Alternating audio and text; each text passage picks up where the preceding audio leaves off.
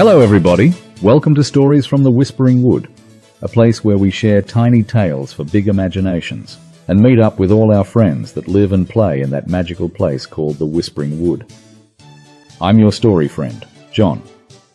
Are you ready for today's adventure? Then let's begin.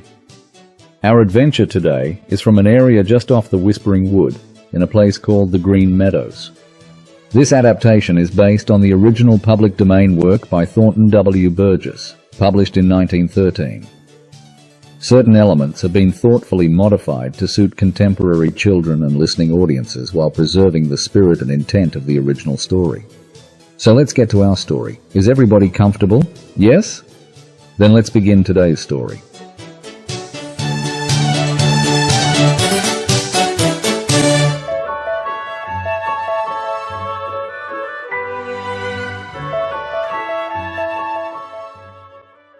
Chapter 4. Reddy Fox Grows Bold. Reddy Fox was growing bold. Everybody said so. And what everybody says must be so. Reddy Fox had always been very sly and not bold at all.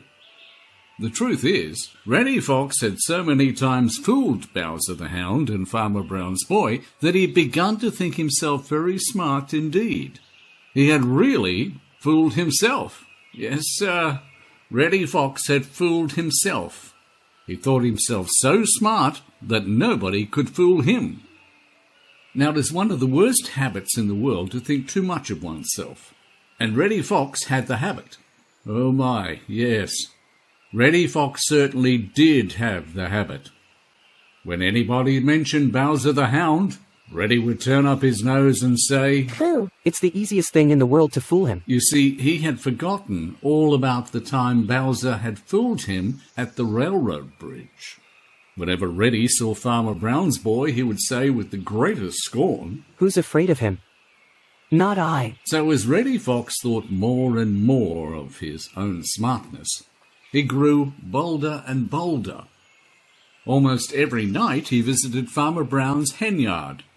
Farmer Brown set traps all around the yard, but Reddy always found them and kept out of them. It got so that Unc' Billy Possum and Jimmy Skunk didn't dare go to the henhouse for eggs anymore, for fear that they would get into one of the traps set for Reddy Fox.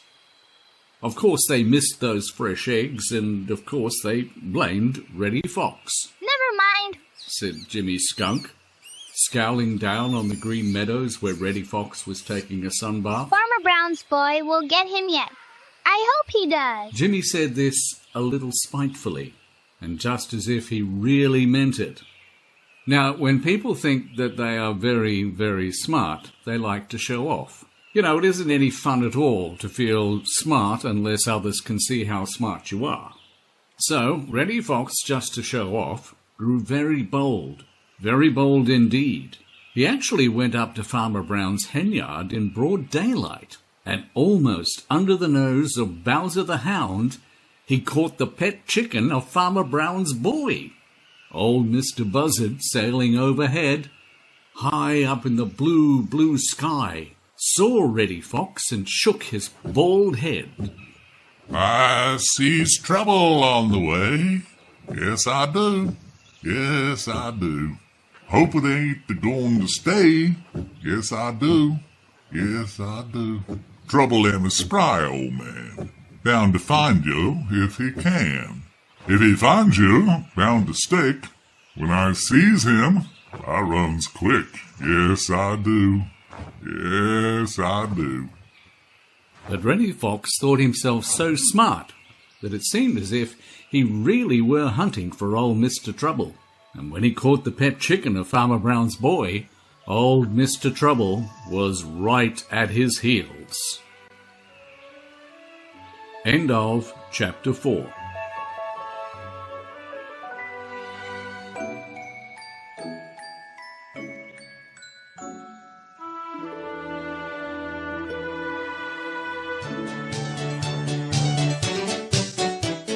And that's where we'll leave our friends for now. We'll find out tomorrow what happens next in the Green Meadows.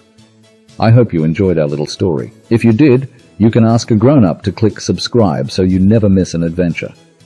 Did you know that this story and all the stories from the Whispering Wood are available as read-along audiobooks? If you would like to know more, just visit our website, storiesforyourears.com, for further details. Thanks for being with us today, and I'll see you next time for the next exciting chapter in our story, The Adventures of Reddy Fox, one of the stories from the Whispering Wood. See you soon.